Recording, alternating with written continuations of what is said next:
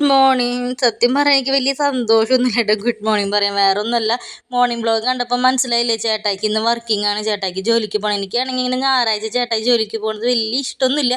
കാരണം ആകെപ്പാടി ആഴ്ചയിൽ ഒരു ദിവസം എല്ലാവരും കൂടി ഇരിക്കാൻ പറ്റുള്ളൂ, പിന്നെ പോവാണ്ടിരിക്കാൻ പറ്റില്ലല്ലോ. അപ്പോൾ രാവിലെ കഴിക്കാൻ വേണ്ടിയിട്ട് നമ്മൾ നാളേരെ അരയ്ക്കാണ്ട് അപ്പം തന്നെ ഉണ്ടാക്കണം അപ്പല്ലേ. അപ്പോൾ അത് വേഗം കലക്കി വെച്ചു. പിന്നെ നമ്മുടെ പതിവ് പരിപാടികളൊക്കെ തന്നെ ചോറ് ആവിയേറ്റാൻ വെച്ചു. പിന്നെ ക്യാബേജ് ആട്ടോ, ക്യാബേജ് ഓണത്തിന് മുന്നേ അങ്ങോട്ട് മേടിച്ചത്, പക്ഷേ ബോക്സിൽ അടച്ച് വെച്ച് കാരണം നാശമായിട്ടുണ്ടായിരുന്നില്ല. അപ്പോൾ ക്യാബേജ് മാത്രം ഉപ്പേരി വെക്കാമെന്ന് വിചാരിച്ച് അത് കയ്യോടെ അടപ്പത്ത് വെച്ചിട്ടാ. പിന്നെ ഇതേ നാളേരം പൊതിക്കാൻ പോയി. ഇനിയിപ്പോൾ ചേട്ടായിയോട് വിളിക്കേണ്ട, ചേട്ടായി ഒന്ന് നാളേരം പൊതിച്ചാന്ന് പറഞ്ഞ് വിളിക്കേണ്ട കാരണം കണ്ടില്ലേ, പാര മേടിച്ചിട്ട്. അപ്പോൾ പിന്നെ നമുക്ക് തന്നെ പൊതിക്കാമല്ലോ, അല്ലെങ്കിൽ വെട്ടോത്തി കൊണ്ട് പൊതിക്കാൻ എന്തൊരു പാടാന്നറിയാം. അപ്പോൾ വേഗം നാളേരൊക്കെ പൊതിച്ച് പിന്നെ ക്യാബേജ് ഉപ്പേരിയിലും കുറച്ചിട്ട് പിന്നെ വേറെ കുറച്ചും കൂടി ഒരു പരിപാടി ഉണ്ട് കേട്ടോ. അത് എന്തിട്ടാണെന്നറിയോ, ഇത് ഞാൻ ഇന്നലെ ഒരു ബീഫ് വിന്താലും ഉണ്ടാക്കിയത് കേട്ടോ. അതിൽ ഇത്തിരി ചാറൊഴിച്ച്, വേറെ ഒന്നല്ല, അപ്പം കഴിക്കാനായിട്ട് അത് വേണ്ടത് അങ്ങോട്ട് തികയില്ല. അപ്പോൾ അതൊന്നും അങ്ങോട്ട് നീട്ടാന്ന് വിചാരിച്ച് ഇത്തിരി തേങ്ങാപ്പാൽ ഒഴിച്ചു.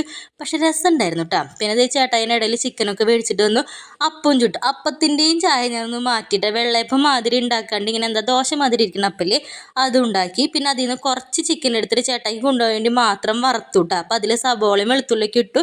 ഇപ്രാവശ്യം എന്താണ് ഞാൻ പറഞ്ഞു, ക്യാബേജ് മാത്രമുള്ള മരിയയ്ക്ക് ചിക്കൻ കൊണ്ടൊക്കെ എന്ന് പറഞ്ഞപ്പോൾ സമ്മതിച്ചു. അതാട്ടോ ചിക്കൻ വറുത്തത്. പിന്നെ അതേ ചേട്ടായിക്ക് ചോറാക്കി, ക്യാബേജ് ഉപ്പേരിയാക്കി, ചിക്കൻ വറുത്തതാക്കി. പിന്നെ രാവിലെ കഴിക്കാനായിട്ട് എന്തുണ്ട്, നമ്മുടെ ദോശയില്ല കേട്ടോ, അപ്പോൾ അതേമാതിരി തന്നെ എന്താ നമ്മുടെ ബീഫ് വിന്താല് കുറുമക്കറി. ഞാൻ ചുമ്മാ പറഞ്ഞതാട്ടോ, ചുമ്മാ ഒരു പേരിട്ടതാ.